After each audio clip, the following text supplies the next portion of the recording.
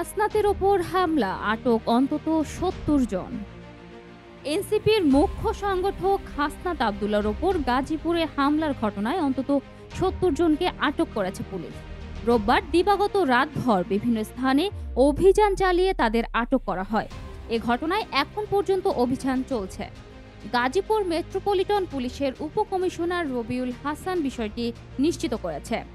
রোববার সালনার কৃষি বিশ্ববিদ্যালয় এলাকায় একটি অনুষ্ঠান শেষে ঢাকায় ফিরছিলেন এনসিপির দক্ষিণ অঞ্চলের মুখ্য সংগঠক হাসনাত আবদুল্লাহ।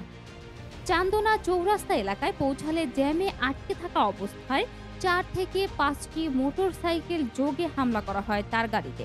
এতে গাড়ির কাঁচ ভেঙে যায়। আহত হন হাসনাত।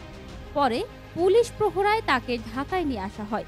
এদিকে হাসনাত আবদুল্লার উপর সন্ত্রাসী হামলার প্রতিবাদে ও আওয়ামী লীগ নিষিদ্ধের দাবিতে অনেক জেলায় বিক্ষোভ মিছিল করছে এনসিপির নেতাকর্মীরা।